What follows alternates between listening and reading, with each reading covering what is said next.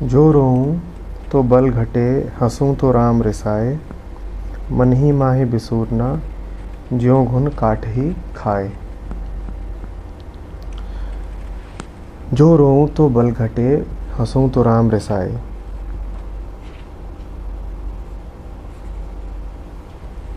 रोने और हंसने से अर्थ क्या है, समझेंगे थोड़ा।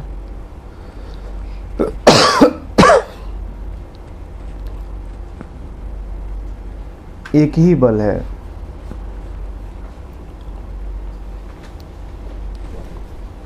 राम का बल, आत्मबल, परम का बल, पूर्ण का बल, स्रोत का बल। मन जब रो रहा है तब मन कह रहा है कि वो परम है ही नहीं, ये मन की धारणा है। मन जब रो रहा है तब मन की धारणा है कि वो परम है ही नहीं, अन्यथा रो कैसे सकता था। एक रोता हुआ मन बड़ा नास्तिक होता है। रोने का अर्थ ही है कुछ कम हो गया, कुछ खो गया। और जिसके पास वो पूर्ण है, वो परम है, वो कैसे कह देगा कि कुछ खो गया, कुछ कमी आ गई, नुकसान हो गया। रोने का अर्थ ही यही है कि तुमने इधर उधर की चीज़ों को बहुत महत्वपूर्ण मान रखा था, अब जब वो खो गई हैं तो तुम रोए पड़े हो। जो असली है वो तो खो सकता नहीं, तो इस कारण जो असली के साथ रहेगा उसको कभी रोने की स्थिति आएगी ही नहीं। जो रोऊं तो बल घटे, रोने का अर्थ ही यही है कि जो असली बल था तुम उससे दूर हो गए हो, वरना रोते कैसे।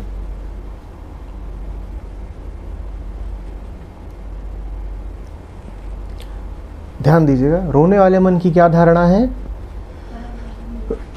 परम है ही नहीं।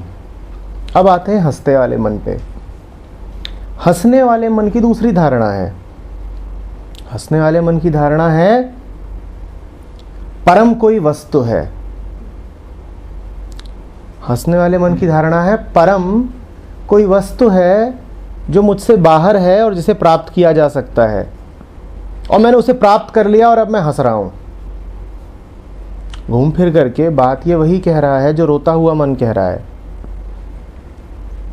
पर कहने में अभी भी अंतर है। हंसता हुआ मन कह रहा है परम को पा लिया है। परम क्या है? परम किसी का जिस्म परम है, बाजार में बिकता सामान परम है, समाज से मिली इज्जत परम है, अपने लक्ष्यों को पा लेना परम है, रुपया परम है, और मैंने इसको पा लिया। और पा लिया तो बड़ी हंसी आ रही है, बड़ा अद्भुत सा लग रहा है। रोने वाला मन कह रहा है परम है ही नहीं। हंसने वाला मन कह रहा है वस्तु ही कोई परम है, और दोनों को सिर्फ भ्रम है।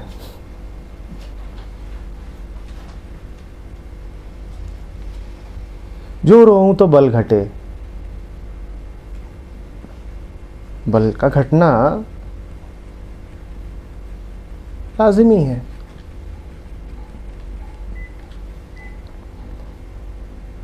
क्योंकि सब कुछ तुम्हारी धारणाओं पर ही तो है, वो तो सदा ही उपलब्ध है। तुम उसको धारण करते हो कि नहीं, ये तुम पर है।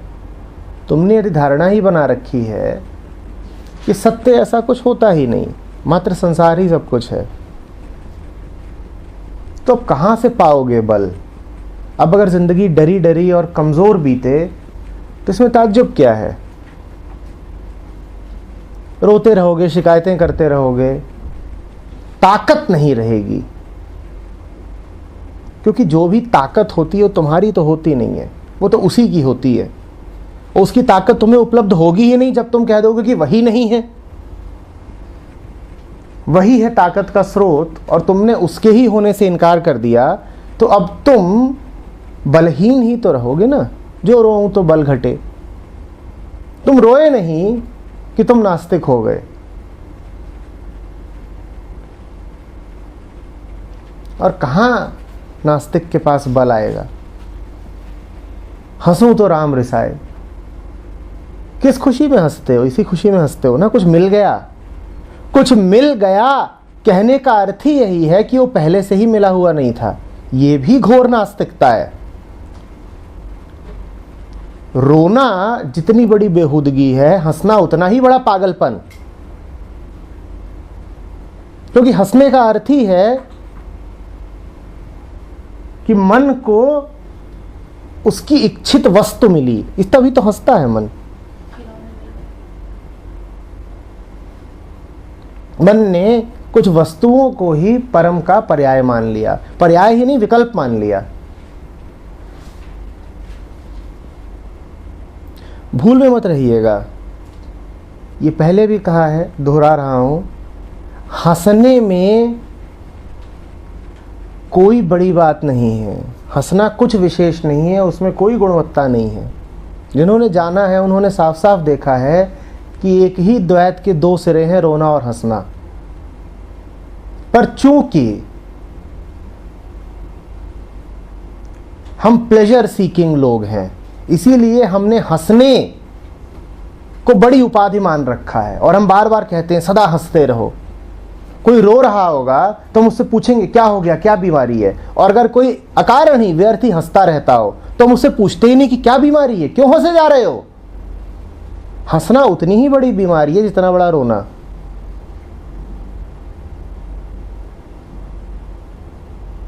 जो रोऊं तो बल घटे, हंसूं तो राम रिसाए।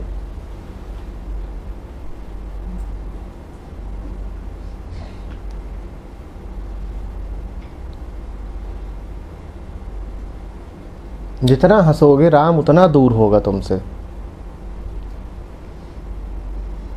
हंसी को, लाफ्टर को बड़ा मूल्यवान मत मान लीजिएगा। जब मैं कह रहा हूं हंसी में मूल्य नहीं, तो इसका अर्थ ये नहीं है कि मैं कह रहा हूं कि रोइए। ना हंसना है ना रोना है, शांत होना है। हंसी भी एक तनाव है, ठीक उतना ही बड़ा तनाव जितना बड़ा रोना। हंसी उतनी ही बड़ी बीमारी है जितना बड़ा रोना।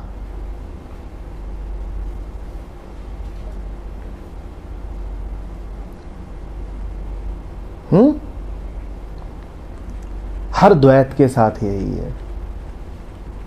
उसके एक सिरे पे बल घटेगा और दूसरे सिरे पे राम रिसाएगा।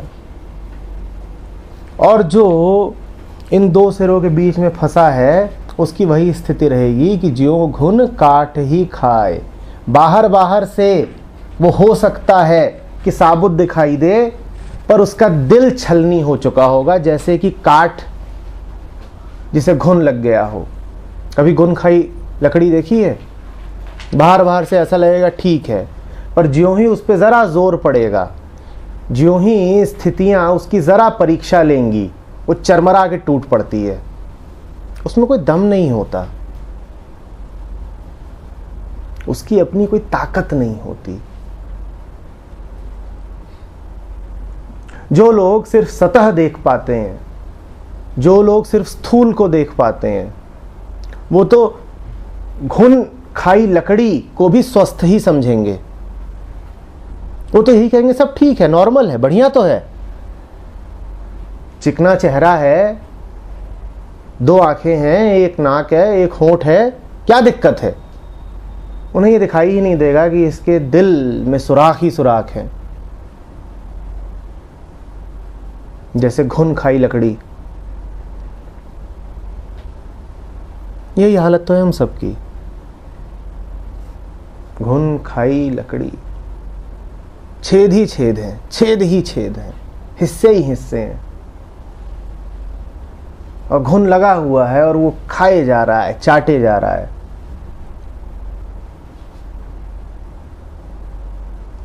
और बड़ा चालाक घुन है, अंदर अंदर चाटता है।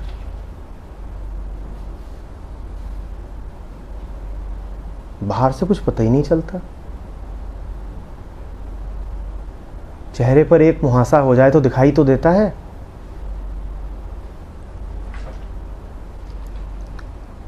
यहाँ तो मन टुकड़े टुकड़े हुआ पड़ा है पर दिखाई नहीं देता। बीमारी आंखों से प्रकट नहीं होती।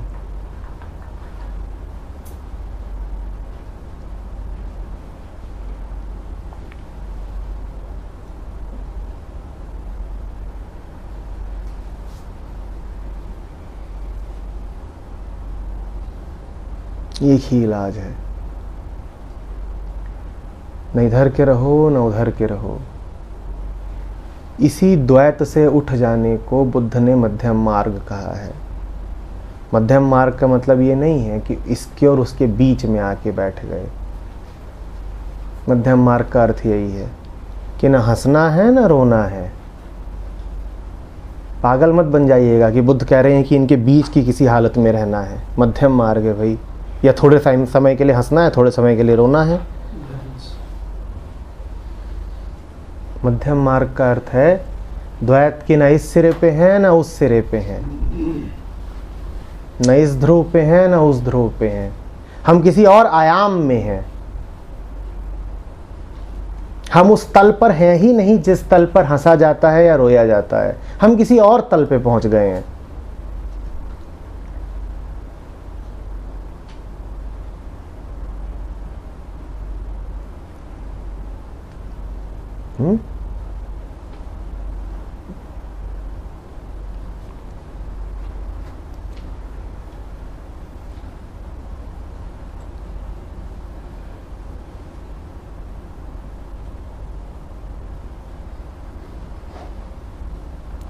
न खोने का अफसोस मनाइए न पाने का जश्न, क्योंकि न कुछ खोने के लिए है न कुछ पाने के लिए है। खोने का अफसोस भी पागलपन है और पाने का जश्न भी बेहूदगी।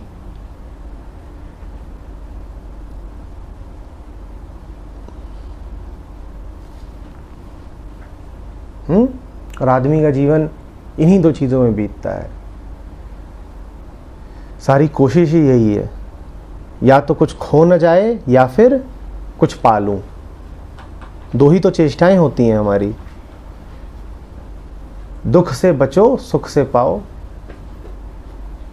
दुख से बचो सुख को पाओ। इन दो के अलावा हमारी कोई तीसरी चेष्टा नहीं होती है।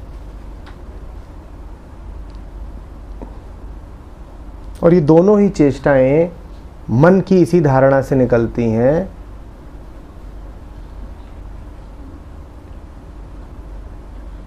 कि वो परम या तो है नहीं, या वो कोई वस्तु है जिसे मैं हासिल कर सकता हूं।